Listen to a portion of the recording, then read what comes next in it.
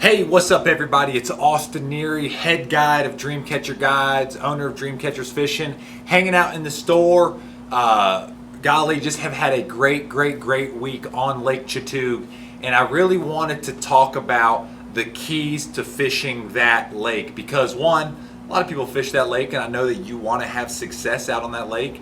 And then two, kind of a teaser, I'd love to get you out on the water and put you on some big spotted bass. So, first off, when I'm thinking about Lake Chatuge, the first thing that hits me is that it is a herring lake. Blueback herring are a subspecies of shad. They grow between 4 to 8 inches long. The really big ones are 8 inches long. A majority of them are between 4 and 6 inches long. They're about that big. And those things are absolutely addictive for those spotted bass and the largemouth bass. But herring are predominantly a nomadic, pelagic, like offshore migrational bait fish. So when I'm thinking about targeting fish like bass or predatory species on herring lakes, a lot of times I'm thinking open water. And when I say open water, that doesn't necessarily mean out in the middle of nowhere, although it very well could be out in the middle of nowhere. But a lot of times those fish are pulled out offshore, chasing around plankton, microplankton in the water column. So what happens is those herring tend to migrate with wind direction and where the plankton are, and those spotted bass tend to set up on offshore cover, or they will suspend under bait. So when I think about suspending under bait or offshore cover, a lot of times those fish, and Lake Chatuge's very clear. Most herring lakes are predominantly clear highland reservoirs. But when I think about those fish, they like to set up and position themselves on offshore structure, whether that be offshore brush, offshore rock piles, humps, pretty much anything like that. Those are the areas where I'm going to find a majority of the spotted bass, a majority of the hybrid, stripers, even a lot of largemouth if they're out there with the spotted bass. So a lot of times I'm looking for long points, I'm looking for humps, I'm looking for shoals. A lot of times these places are marked. They've got shoal buoys or shoal markers out on them, and those are great places to start because what happens is those fish will hunker down on that brush or on that rock or in that general vicinity, and they'll either push the herring to the top because they use the top of the water like a wall, right? Those herring can't fly, they're not flying fish. So those spotted bass and largemouth will push them up to the top, or they will push them into the shallows to feed on them and really position a spot to feed really effectively on those bait fish. So offshore rock piles, offshore shoals, these are the areas that I'm looking for, and guys are really dialed in and they understand what those herring have done to the fishery. So a lot of times there are local guys, and me included, that go out and plant brush. And what happens is those fish like to orient on top of that brush, and they'll just kind of use that as their landmark per se when they're hunting. They're very nomadic, so you can get a school of spots kind of traveling around bait, but a lot of times when you find some brush offshore, you're going to find some fish, and that's the deal. And when you're throwing lures, you want to throw a herring imitator. In the wintertime, it tends to be the deeper brush, throwing like a Kitech swim bait, throwing a jigging spoon, throwing an underspin in ditches and drains. And then as the spring progresses, those fish move shallower to points to spawn. The largemouth tend to move to the back of the pockets, and you can catch them doing their spawning thing. And then the fish transition into what I call the herring spawn or the shad spawn. And those herring will move up on rock walls, on docks, and they're flickering and feeding. Those fish tend to be shallow on hard cover. And then they retreat to their post-spawn summer deals where they get back suspended offshore on that brush. And then fall time comes and it's just kind of madness. You can get them in the backs of creeks, you can get them out on the main lake, get them on seawalls, kind of get them everywhere. Everything just goes kind of crazy in the fall.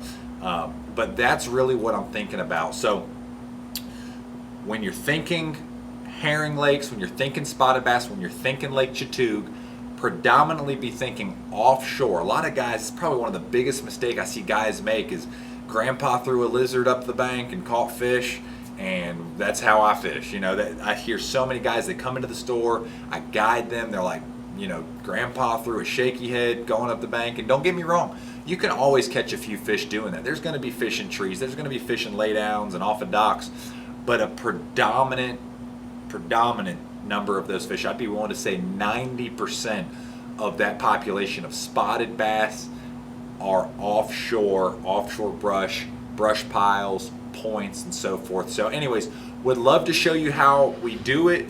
You know, we like to use Garmin Panoptics. It's forward-facing sonar. You can see that brush out there. We'll side scan the points, mark the brush, take the Panoptic, shine it, and we'll throw top waters, flukes, and various other lures over that brush to catch those fish. So anyways, appreciate you watching this video. Book a trip with us, 828-354-0250. You can find us on dreamcatcherguides.com. Would love to get you out on the water and have a blast. So anyways, thanks for watching. Subscribe. I'm out. See you.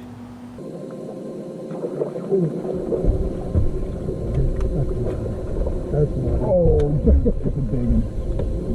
Someone tackled yours too. I'm fouled. Oh my gosh, dude, catch yours right next to mine.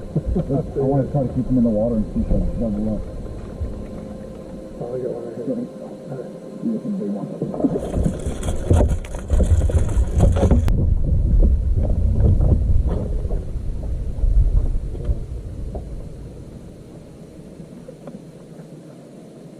The water open up like that. Oh my gosh! Awesome. I hope you got that one. I did. Oh, what's a giant too, dude? I'm waiting for the water to open up, and it's like, dude, he is ripping drag. Like, that is a fat giant. Oh, dude, it's a giant.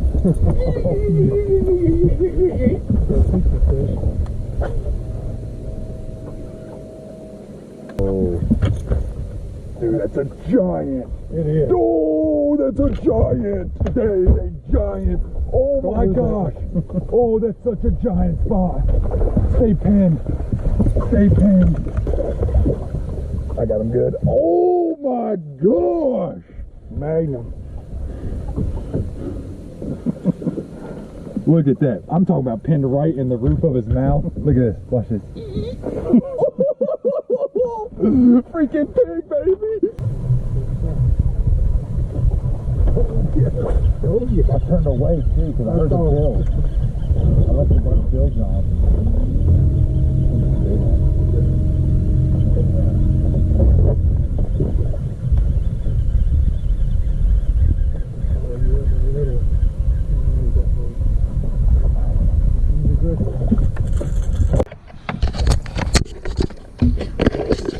Doing Gene dirty right there. Didn't hit record, but literally right after I caught that one, he caught that one. That one's a Fatty, look at the gut on that fish. God, awesome. What lures in his mouth? Don't say. I can't say.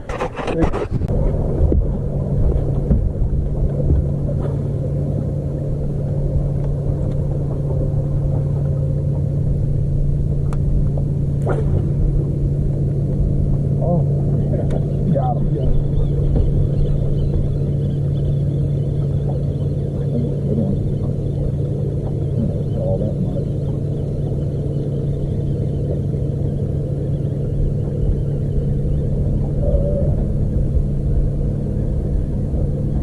Off. You could have seen me. Oh, dude, it's a largemouth. A good one. Oh! What? Are you serious? Hey, we started and ended the day with a largemouth.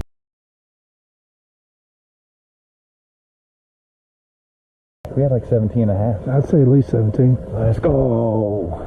Book a trip. Dreamcatchers Fishing, Dreamcatcher Guides out here, Lake Chatuge, with my boy Gene, using the Panoptics. We had it all today. We had a grind in the morning. My boy Gene, while we're spiraling out of control, getting hooked. And then, just like that, end of the day, little bite window, we whacked them. We whacked them. That's how it goes down. Book a trip. 828-354-0250. Dreamcatcher Guides, Lake Chatuge. We out.